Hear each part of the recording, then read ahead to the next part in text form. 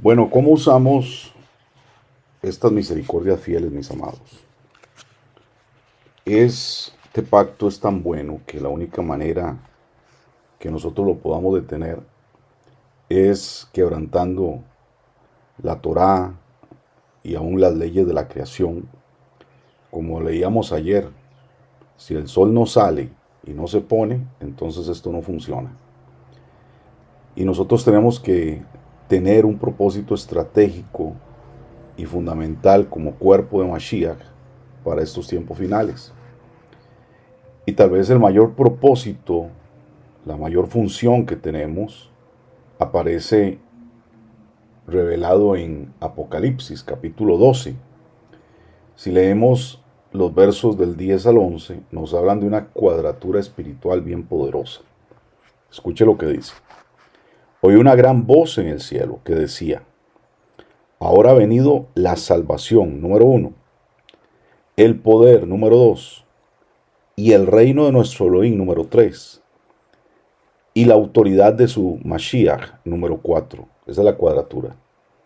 Porque han sido lanzados fuera el acusador de nuestros hermanos, el que los acusaba delante de nuestro Elohim de día y de noche, y ellos le han vencido por medio de la sangre de Mashiach y de la palabra del testimonio de ellos, y menospreciaron sus vidas hasta la muerte. Cuando hablamos de esta cuadratura, estamos hablando de 4 niveles de entendimiento, de propósito y de función que tenemos delante de nuestro Rey. Algunos se quedan solamente en el tema de yo soy salvo. Algunos entienden que aparte de la salvación tenemos poder, pero ellos no lo usan, ellos lo quieren recibir. ¿Para qué? Para sanar, para estar bien, para que alguien ore por mí. Entonces creen en ese nivel de poder. Pero en el tercer nivel dice, habla del reino de nuestro Elohim. Es decir, que yo entiendo ahora que no, que hay algo mayor, para nuestra vida, es la manifestación de tu reino. Pero después entendemos que dentro de ese nivel de reino está el cuarto nivel, que es la autoridad de Mashiach. Y es ahí donde nosotros tenemos que estar en un nivel de funcionalidad. Si avanzamos en este mismo capítulo de Apocalipsis 12 y leemos el 17, nos encontramos con esta declaración. Entonces el dragón se llenó de ira contra la mujer y se fue a hacer guerra contra el resto de la descendencia de ella y los que guardan los mandamientos de Elohim y tienen el testimonio de Yahshua Mashiach. Evidentemente esta mujer nos habla de Israel y nosotros somos la descendencia. Entonces, ¿quiénes son los que reciben el impacto de esta batalla, de esta guerra, de este ataque, por decirlo de alguna manera? Bueno, realmente los que guardan sus mandamientos, los que guardan la Torá y los que conocen, los que tienen la revelación de Mashiach. Entonces, la Escritura nos dice constantemente que hay una guerra acusatoria que viene contra toda persona que invoca el nombre de Mashiach. Y eso es bien interesante, amados, porque cuando nosotros entramos en un nivel de compromiso, de caminar en una verdadera conversión en Mashiach, ahí es donde nos damos cuenta quién es el verdadero enemigo. Ahí nos damos cuenta realmente de este conflicto espiritual. ¿Tenemos que abrumarnos? No, pero tenemos que estar atentos y tenemos que entender también que este conflicto se da porque entramos en ese nivel de autoridad de Mashiach, que es el cuarto nivel que mencioné. Entonces, ¿qué es lo que pasa? Que esta guerra es evidente, pero es algo que está en un campo de batalla, que es la mente. Y constantemente es algo que viene contra nosotros para destruir nuestra confianza de poder nosotros operar en este nivel de las cortes celestiales, de estar en el salón del trono. Por eso habla del acusador de los hermanos y hace como este asalto inicial de una forma individual a cada creyente. Si leemos 2 Corintios capítulo 10, verso del 3 al 6, dice, aunque andamos en la carne, no militamos según la carne, porque las armas de nuestra milicia no son carnales, sino poderosas en Elohim, amén, para la destrucción de fortalezas, amén, derribando los argumentos y toda altivez que se levanta contra el conocimiento de Elohim, y llevando cautivo todo pensamiento a la obediencia a Mashiach, y estando prontos para castigar toda desobediencia, cuando vuestra obediencia sea perfecta. Es decir, tú no eres una persona de Torah, mejor ni te metas en esto porque vas a salir aún más vapuleado. Obviamente tampoco vas a estar nunca funcionando en el diseño del Eterno. Pero si tú quieres funcionar en el diseño del Eterno, la clave es tener una obediencia perfecta. Y esa obediencia perfecta no es hacer lo que a ti te parece bien, sino es hacer su perfecta voluntad en todo. Entonces, la primera aplicación de este pacto de misericordia es destruir las acusaciones del enemigo contra nosotros, en nuestra propia mente. Y tenemos que tomar este pacto y recordar que el enemigo que tenemos y es el que busca destruirnos. Bueno, realmente, aunque tengamos fracasos, Elohim está ahí para hacer de nuestro fracaso nuestro mayor éxito. Y muchas veces estas son las cosas, esos éxitos después de los fracasos, que nosotros vamos a usar para silenciar al acusador. Entonces, nosotros podemos seguir y tomar una posición sobre ese pacto y utilizarlo para nuestra vida, para nuestra familia, para nuestra comunidad, para nuestra Keilah, para la nación, para la ciudad. Y luego podemos usarlo de manera corporativa.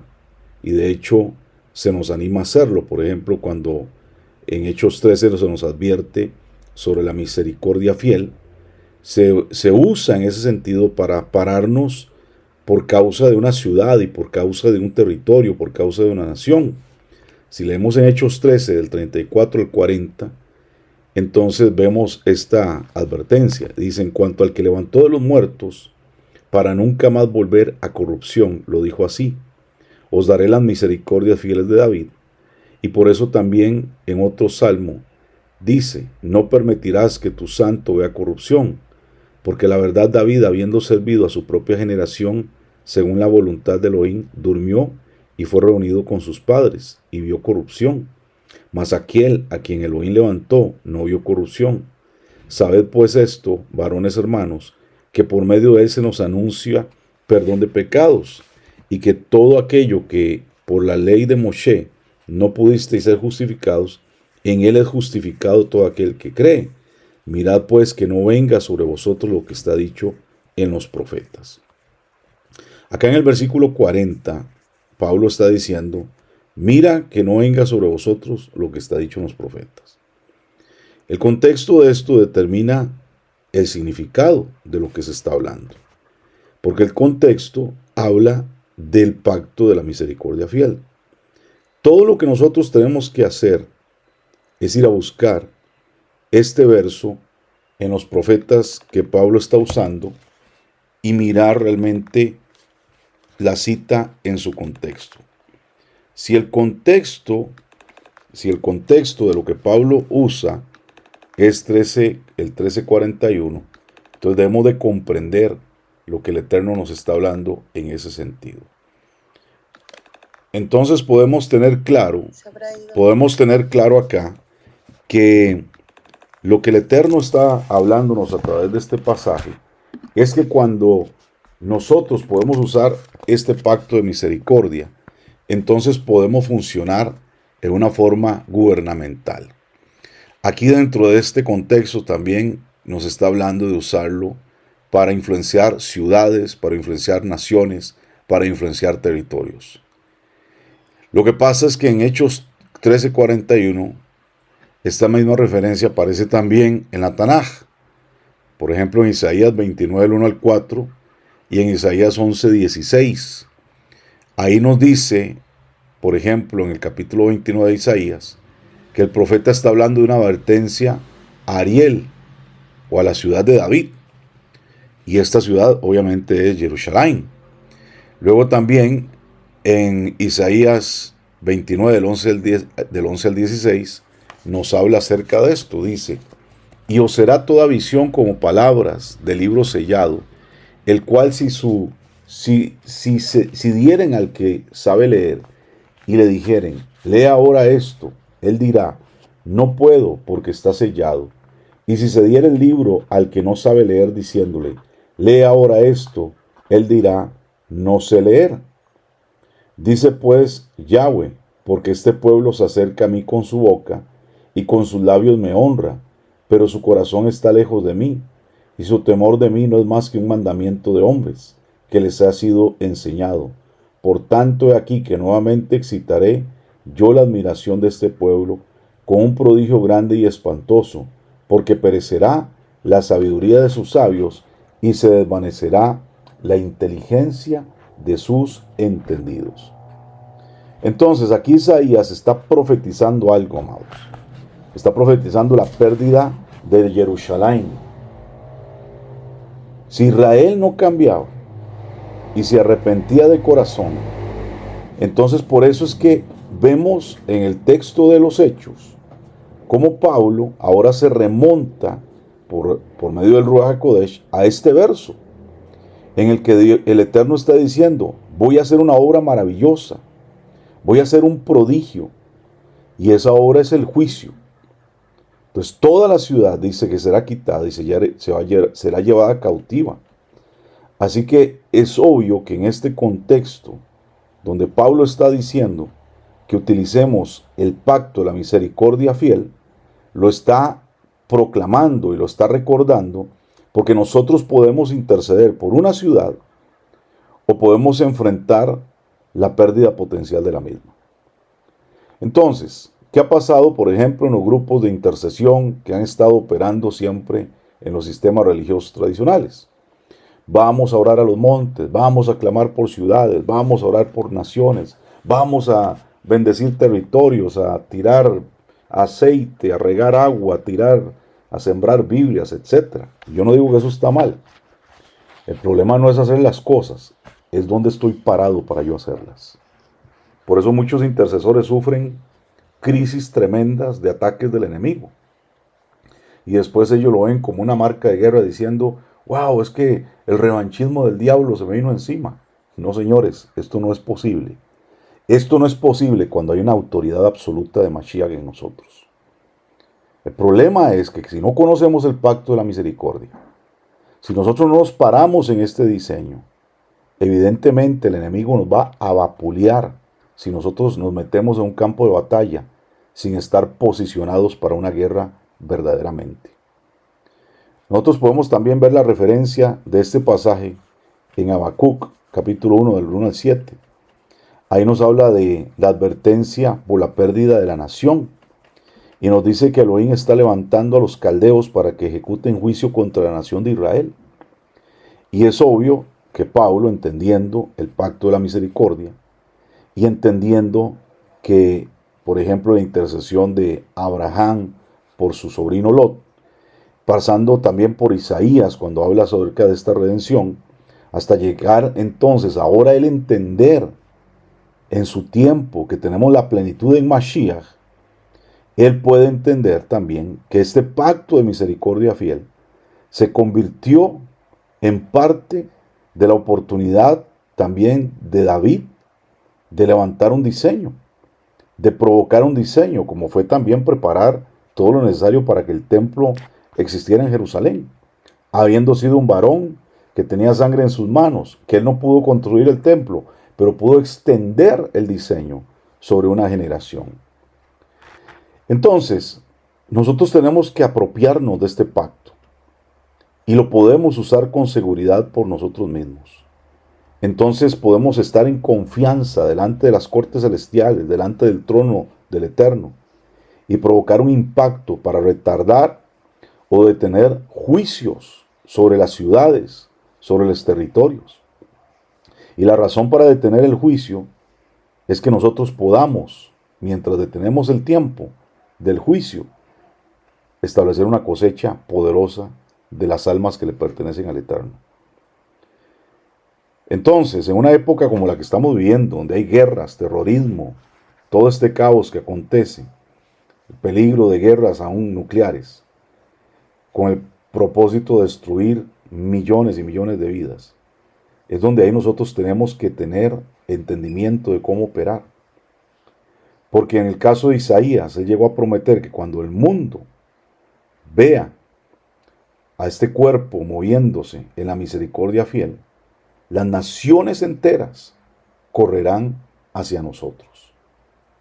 Esa es la diferencia entre una Keilah que quiere manifestar el reino versus una iglesia religiosa que quiere desaparecer de esta tierra en un rapto. Porque no tiene ningún sentido ni fundamento el tener una doctrina semejante donde lo único que estamos haciendo es aquí esperando desaparecer para que nada nos pase. Cuando nosotros tenemos que existir para que las cosas sucedan.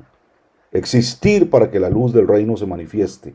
Y existir para que las naciones corran al alumbramiento de esa luz poderosa. Entonces nuestro Elohim, el Elohim de la misericordia, es muy diferente de lo que nosotros tal vez hemos pensado en su tratamiento de las faltas. Por ejemplo, el Dios del Islam exige cercenar cabezas y manos a los que aparentemente son infieles. Pero el mundo está esperando ver una Keilah que se mueve en un pacto de misericordia fiel.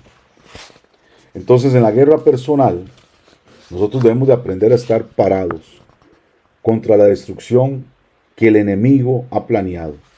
Y todas esas acusaciones y engaños y mentiras que invalidan nuestro camino y desafían los propósitos de Elohim, tenemos que entonces llevarlos a esta misericordia para lograr levantarnos en la victoria que el Eterno tiene para nosotros.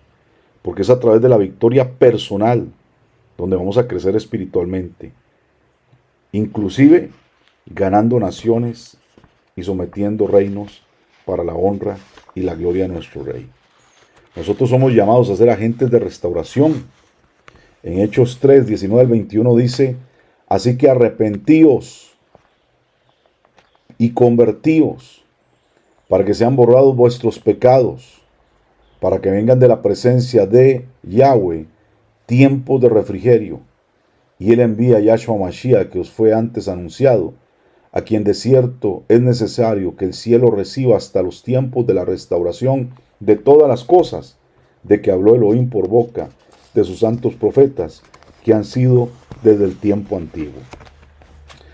La pregunta aquí que podemos hacernos es, ¿y hasta cuándo los cielos retendrán a Mashiach para que regrese? Bueno, eso va a suceder, no por lo que pasa en Israel, no por lo que pasa en el mundo, no por lo que pasa en las naciones, no porque hay una pandemia, no porque hay terremotos, no porque los ovnis están llegando. El tiempo para que Mashiach deje de ser retenido en los cielos y regrese a establecer su reino es cuando encuentre una Keilah preparada para reinar con él. Una Keilah que ya no es niña, una Keilah que ya no está jugando con las cosas del mundo, una novia que ahora se viste de luz, que gobierna, que quiere, que anhela tomar la mano del amado para gobernar las naciones. Una Keilah, una novia que tiene pechos grandes para poder alimentar las naciones de la tierra. Pero no una Keilah que está egoísta diciendo que se vaya el mundo por el caño, que se destruyan las naciones. A mí que me importa lo que pase en África, lo que pase en Israel, en Medio Oriente. Yo voy para el cielo. Esa actitud egoísta, torpe, insensata, es la que ha retenido a Mashiach en los cielos.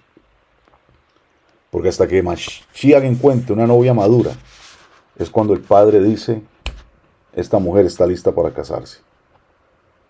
Y el amado puede venir por ella. Entonces, este pasaje pone en relieve la venida de Mashiach por una autorización, a diferencia de lo que la mayoría de nosotros hemos aprendido acerca de los tiempos finales. Por eso es que tenemos que resetear nuestra mente de todas las enseñanzas escatológicas que tenemos. Si nosotros leemos, por ejemplo, Judas 14:15, Judas solamente tiene un pasaje. Entonces, aquí nos habla acerca de cómo el Eterno dice lo siguiente a través de Judas. De estos también profetizó Enoc, séptimo desde Adán, diciendo, he aquí vino Yahweh con todas sus santas decenas de millares, para hacer juicio contra todos, y dejar convictos a todos los impíos de todas sus obras impías, que han hecho impíamente y de todas las cosas duras que los pecadores impíos han hablado contra él. Entonces, esta venida de Mashiach es con un carácter definitivo, en juicio y con los santos, con los Kedoshim, con la Keilah. Y antes de venir al final con nosotros, con los Kedoshim, tenemos también lo que dice Primera de Tesalonicenses 4:17. Dice, luego nosotros los que vivimos, los que ya hemos quedado, seremos, escuche bien, arrebatados juntamente con ellos en la nube para recibir a Mashiach en el aire, y así estaremos siempre con él. Ahí es donde viene la mala interpretación del bendito rapto, porque dice, es que seremos llevados en una nube. Pero mis amados, se nos olvida que la nube es la manifestación de su presencia, lo que nosotros llamamos la Shejinah, esa nube que cuando él estaba se manifestaba. Un día podemos hablar muchísimo acerca de las operaciones misteriosas en la nube que toda la palabra enseña y que la gente ignora, creyendo que esto es así como algo fantasioso de que yo me voy a ir a volar al espacio en una nube.